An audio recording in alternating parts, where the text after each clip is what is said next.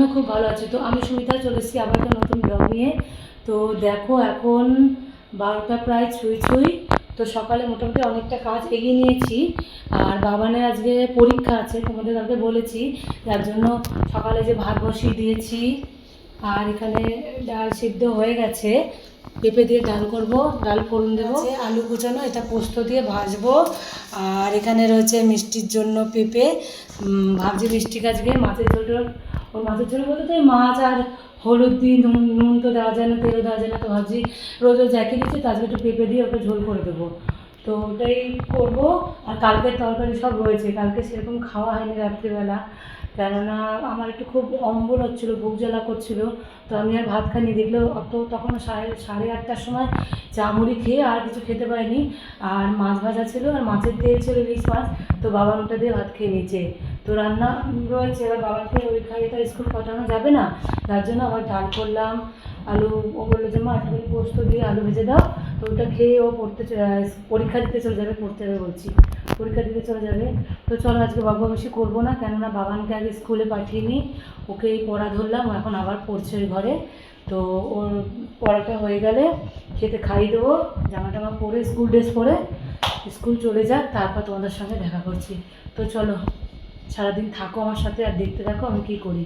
আজকে আবার বৃহস্পতিবার, অনেক কাজ আছে, ঠাকুরের দিকে ঠাকুর ঘরটা মুছতে হবে। তো চলো বেশি বকবক করবো না বলে বকবক করেই যাচ্ছি। তো বাবানকে খাইয়ে স্কুল ড্রেস পরিয়ে রেডি করিয়ে ওকে স্কুলে পাঠিয়ে এখন বসে পড়েছি নিজের জন্য, চাটা পড়েও গেল, এর জন্য 1 কাপ চা নিয়ে। তো আর চাল ভাজা নিয়ে বসে পড়েছি। তো এটা খেয়ে ঘরের কাজ সারবো। আর বিশেষ করে বসা তোমাদের সঙ্গে কিছু কথা বলার জন্য। তো আমার মনটা খুব খারাপ, তার কারণ হলো যে কিছুদিন আগে কমিউনিটি পোস্ট করেছিলাম যে আমি লাইভে আসবো। তো লাইভে দেখছি আসতে পারছি না, কারণটা হলো যে আমার 50 হয়নি, তাই মানে 50 সাবস্ক্রাইব না হলে লাইভে আসা যায় না। তো ভালো কথা, 2-3 দিনের মধ্যে আমার 50 হলো, তারপরে 51, তো কালকে রাতে দেখলাম 52 হয়ে গেছে। তো আমি বললাম যে চলো ঠিক আছে। ও বাবা, তো রাত্রে দেখেছি 52, তো কিছুক্ষণ পর ধরো ওই 12টার সময় দেখলাম যে 52 হয়ে গেছে। তো আমি তো বাবান খুব খুশি যে ঠিক আছে চলো শনিবার দিনকে লাইভে আসবো, কমিউনিটি পোস্টও করে দিয়েছি।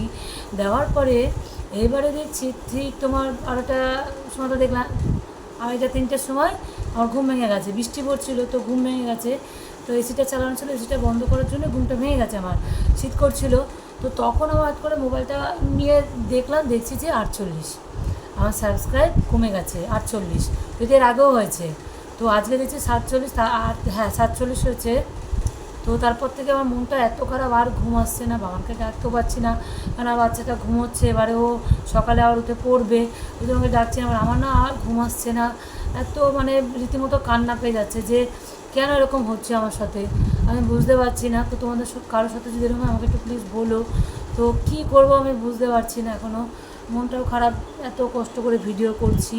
তো যারা হাউসওয়াইফ তারা নিশ্চয়ই বুঝতে পারবে, কেননা সারাদিনের সংসারের কাজ সমস্ত কিছু করে তারপরে ভিডিও করা, তো একটা ভিডিও এডিটিং করে মানে অনেক কষ্ট করে তবে গিয়ে একটা ভিডিও আমরা তোমাদের সামনে আনতে পারি। হ্যাঁ, তো সবারই কষ্ট হয়, বিশেষ করে যারা হাউসওয়াইফ তাদের তো বেশি কষ্ট হয় আমার মনে হয়। তো কী করবো বুঝতে পারছি না, তো মনটা খুব খারাপ। তো তোমাদের কাছে একটাই রিকোয়েস্ট, তোমরা প্লিজ একটু সাবস্ক্রাইব করে দিও। মানে আমি তো ভেবেছিলাম যে আর করবোই না, সকালবেলা দিয়ে সেরকম ক্যামেরা অন করিনি, প্রথমত বাবানের পরীক্ষা, আর একটা হলো ভাবছিলাম আর করবে না, আজকেই শেষ করে দেবো, বন্ধ করে দেবো করা। তো বাবান বলে কি না তুমি করতে থাকো না, অসুবিধা কী আছে, একটা বছর দেখো না কি হয়। তো আমি মনে হয়েছি একটা বছর আমি করব, দেখি কতটা কি হয়, নয় ভাবছি করবো না, বুঝতে পারছি না কী করবো। আমার মন খারাপ প্রচুর, সত্যি মন খারাপ, মনটা খুব খারাপ। যে এর আগেও আমি করেছিলাম, তো তখন বেশি ভিডিও আমি পোস্ট করিনি, ছেড়ে দিয়েছি, বন্ধ করে দিয়েছিলাম। তো এখন আবার আমার বৌদি বললো যে শুধু শুধু ঘরে বসে থাকো, কাজটাও বন্ধ করে দিলাম। তো ওই বললো যে তুমি ব্লগ কেন করো না, করতে করতে বন্ধ করে দিলে। তো আমার বৌদি অনেক বলার পর আমি নাকি ঠিক আছে, যখন বলছে করি। তারপর দেখো সারাদিন বাবার স্কুল চলে যায়, তোমার দাদাভাই অফিসে চলে যায়, একা থাকি, তাহলে নাকি ঠিক আছে চলো করি, কি আছে। তো তারপর দেখলাম যে না, লাইভে আসারও একটু মানে মানুষের করতে করতে একটা পর একটা ইচ্ছে আসে। তো ভাবলাম যে লাইভটাও করবো, তো লাইভ করবো। তো দেখলাম 50 না হলে হবে না, তো 50টা হয়েও গেল, হয়ে গিয়ে দেখো এখন আবার সেই 48-এ পড়ে যাচ্ছি। তো এর জন্য বিশেষ করে আজকে মানে বসা তোমাদের সাথে কথা বলার জন্য, যে প্লিজ তোমরা যারা দেখছো প্লিজ একটু সাবস্ক্রাইব করে দিও। না আমার জানি না আমি চ্যানেলটা কতদিন আর কতদূর নিয়ে যেতে পারবো। তো চলো, এই কথাটা বলার জন্যই আমার এই ক্যামেরা অন করে তোমাদের সামনে বসছি। তো চলো সারাদিন দেখি কী কী কাজ করি তোমাদের দেখাচ্ছি। আজকে বৃহস্পতিবার, তো ঠাকুর বাসন মাঝে আছে, ঠাকুর বাসন আজকে মুছবো, ঠাকুরের জামা কাপড় সব ছাড়াতে হবে। তো চলো।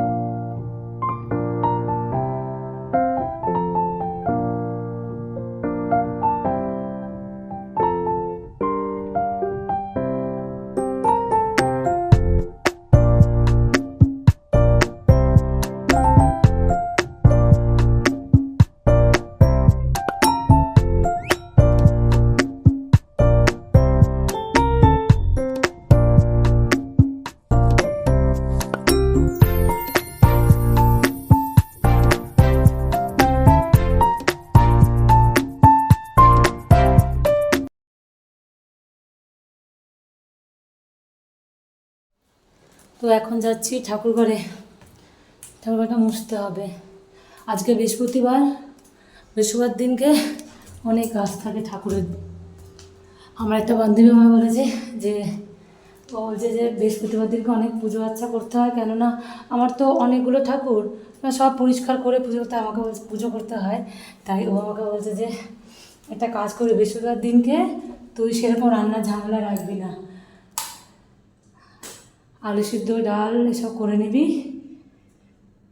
তো বাবা হাঁপিয়ে যায়। এই যে দেখো বৃষ্টি হচ্ছে, কি সুন্দর দেখাচ্ছি, দাঁড়াও তোমাদের দেখো। সারা দিন আজকে বৃষ্টি বৃষ্টি, খুব ভালো লাগছে।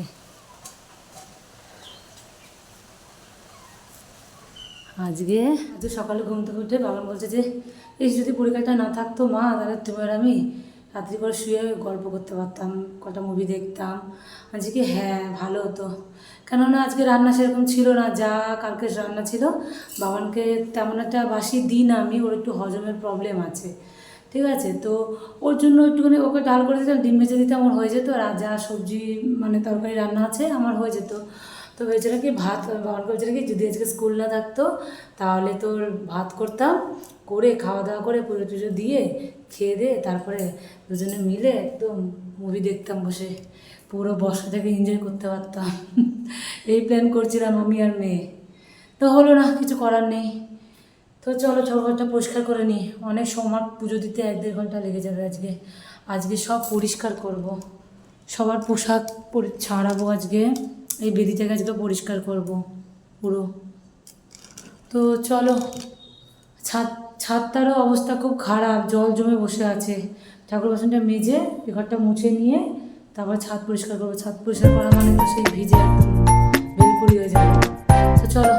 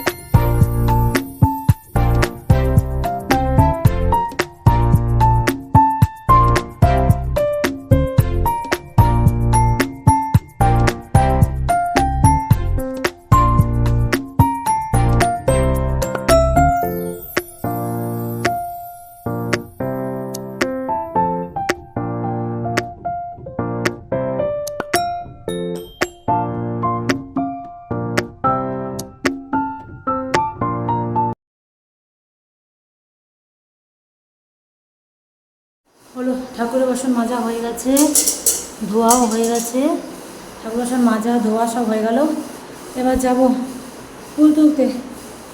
যাই। বাবা, কলপাড়ি এত মশা, কি বলবো, মশা ধুপড়িটা শেষ হয়ে গেছে। চলো ফুলটা তুলে আনি, তারপর আবার নিচের ঘরে কাজ আছে।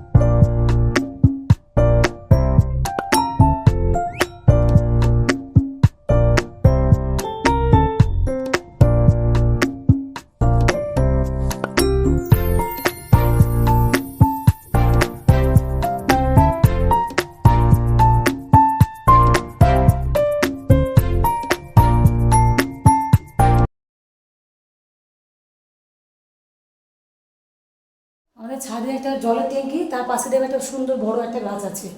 তো ওই গাছটার পাতা এত ঝরে, ছাদে যেখান থেকে যে জলটা নাবে পাইপের মুখটা, ওইখানে পাতাগুলো জমে আর গাছের কিছু মাটি জল দিয়ে ধুয়ে দিয়ে পুরো জায়গাটা, নালিটা বন্ধ হয়ে গেছে।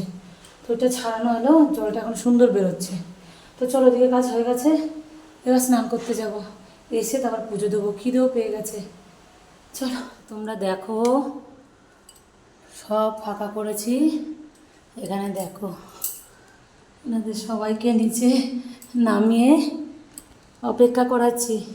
দাঁড়াও, আগে পরিষ্কার করে নিই, তারপর তোমাদের এখানে তোমাদের আসনে বসাবো। সব পরিষ্কার করে, আসন টাসন সব পরিষ্কার করে ওনাদের বসিয়ে পুজো দিয়ে তারপরে